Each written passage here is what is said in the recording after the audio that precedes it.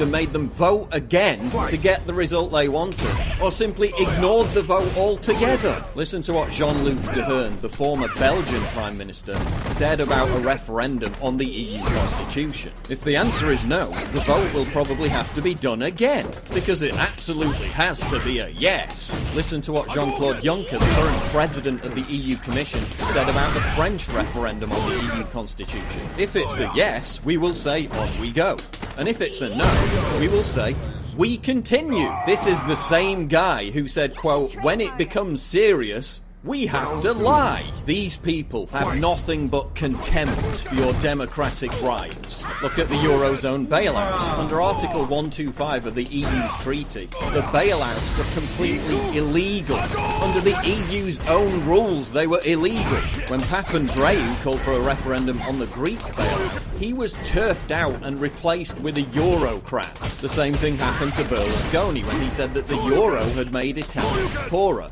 He survived a million scandals, but as soon as he defied the EU, he was gone. This is how they treat leaders who, God forbid, value the democratic rights of their own people. Juncker spelled it out when he said, quote, there can be no democratic choice against the European treaties. If the EU were a country applying to join itself, it would be rejected on the grounds of being insufficiently democratic. Look at the EU Commission. It's the EU's government as well as its legislative body. There's no separation whatsoever. Imagine the Obama White House writing a law to ban all guns and then passing it with virtually no input from Congress.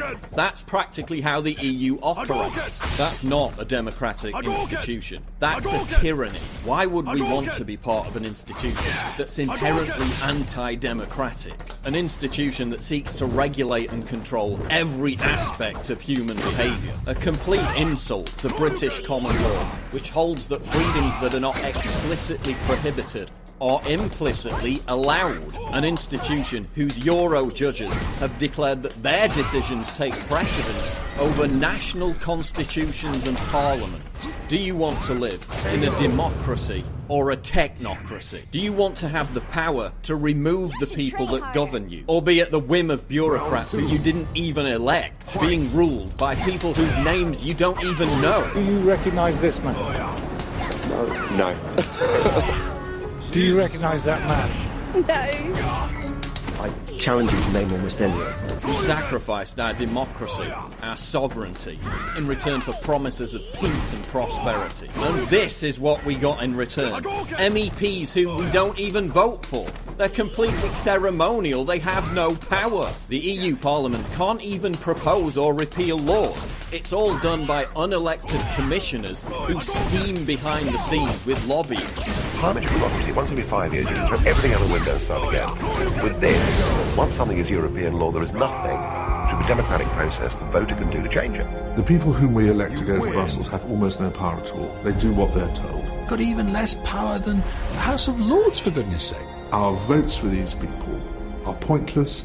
They are fundamentally pointless. We need to talk about immigration because the polls show that this is the issue that's going to swing this vote. So if you're enjoying the cultural enrichment that millions of Muslim migrants are bringing to Europe, then how about 75 million more? The EU is being blackmailed by Turkey to speed up its acceptance into the European Union. If that happens, 75 million Turks could eventually have the right to live in the UK. We've already got record net immigration. We're full. 333,000 immigrants pouring into the UK every single year, more than half of whom are from other EU countries. Double the number from EU countries that they first claimed. Now 500,000 more migrants from the Middle East and North Africa who have entered Europe over the past year could make their way to Britain from 2020 under EU free movement rules. If we continue down this path of political integration, EU-mandated quotas could see us swamped with millions more Muslim migrants, just like Germany.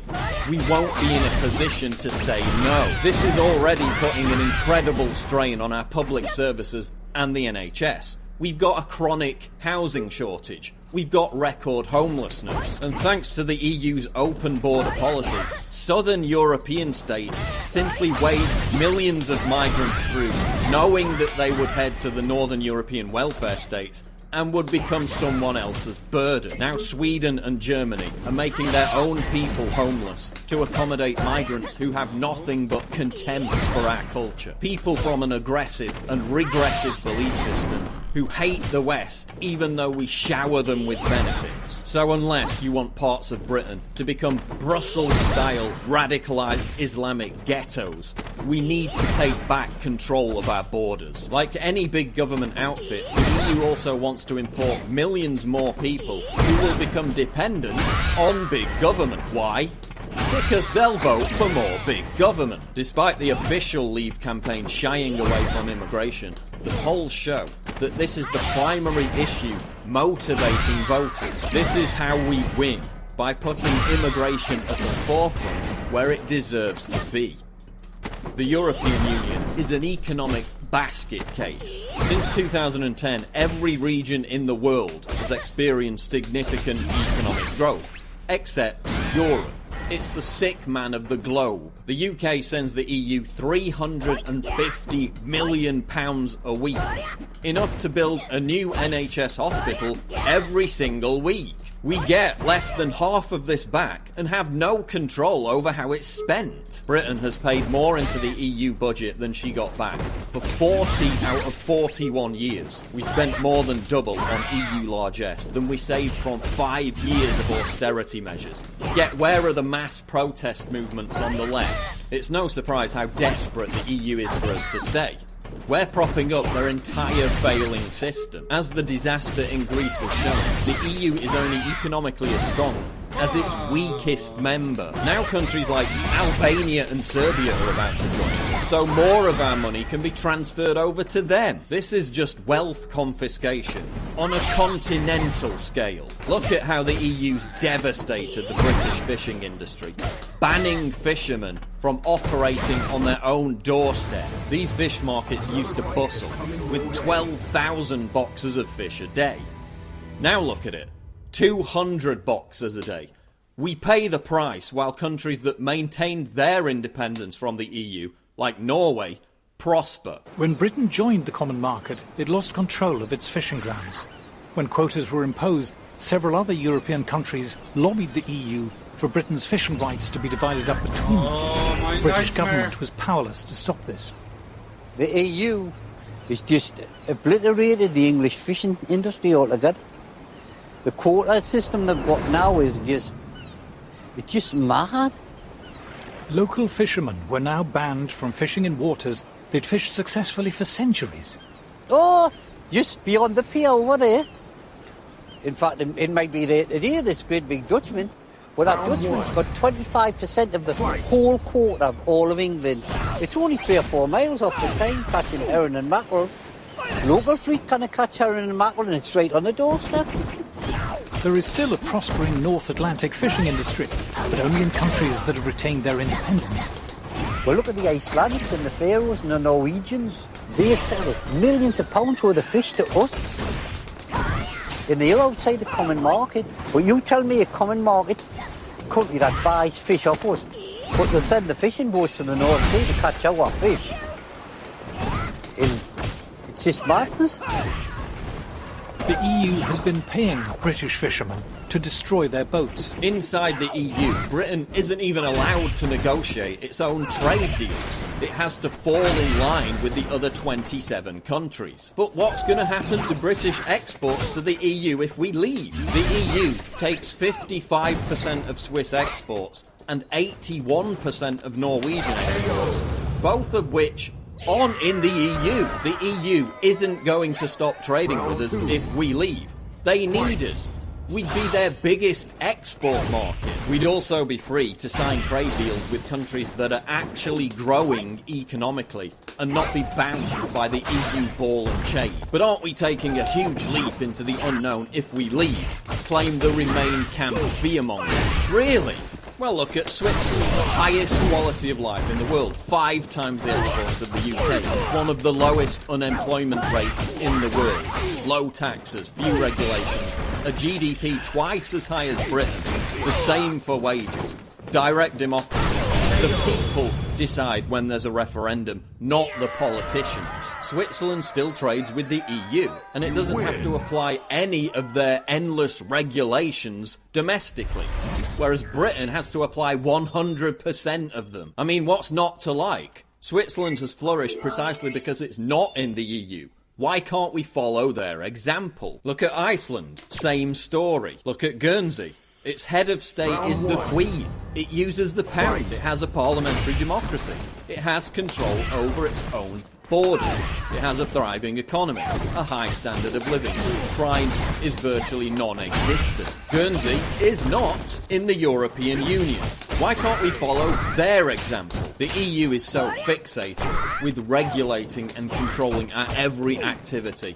They're now banning kettles, toasters, hairdryers, and light bulbs if they're not eco-friendly enough. Big corporations love the EU because they can afford to adopt its endless list of onerous regulations. This enables them to strangle their competition, the small and up-and-coming businesses whose growth is hindered by these regulations.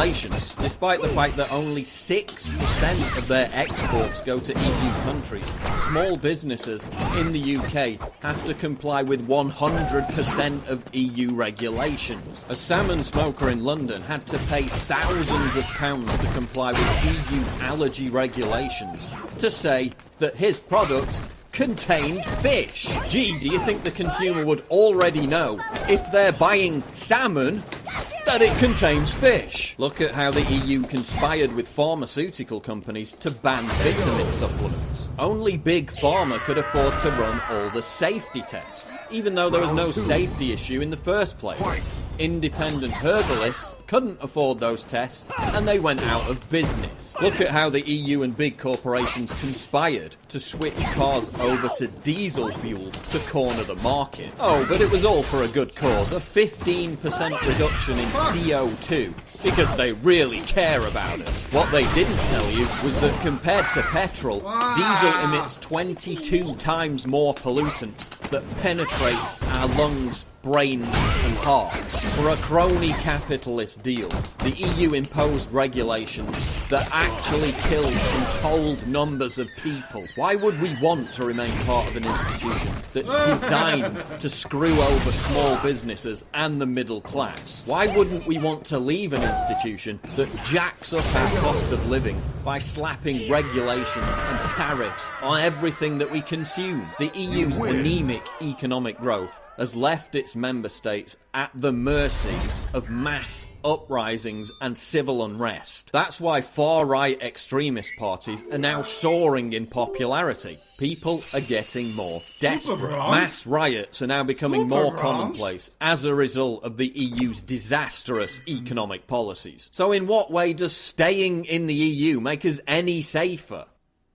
The Vote Leave campaign is based on sound arguments, facts, logic, statistics. The Vote Remain campaign is based on fear-mongering and hyperbole. Cameron saying there's going to be a new world war if we leave, relying on people not knowing the difference between the EU and NATO. I mean, what an insult to your intelligence. Cameron saying that the leader of ISIS would support Brexit. I mean, what's next? Is Cameron going to claim that Satan himself is in favour of Britain leaving the EU? This is Project Fear. This proves that their arguments are baseless, because all they can appeal to is irrational panic. They're relying on the tyranny of the status quo and people being psychologically averse to change. That's all they've got. They're so desperate. They're sending out instructions to voters, telling them how to tick the Remain box on the ballot. They're sending out referendum polling cards to non-British EU citizens who aren't supposed to be allowed to vote. Oh, but we need to remain in Europe to have an influence, they tell us. Really? Is that why since the late 80s, every time the UK voted against an EU legislative proposal, the UK lost the vote? 70 times. Is that what you call influence? A vote to leave is a vote for the people. It's a vote for small business. It's a vote for lower taxes. It's a vote for cheaper household bills. It's a vote for lower fuel costs. It's a vote for cheaper food prices. Once we escape the burden of the odious common agricultural policy, it's a vote to free ourselves of these shackles. It's a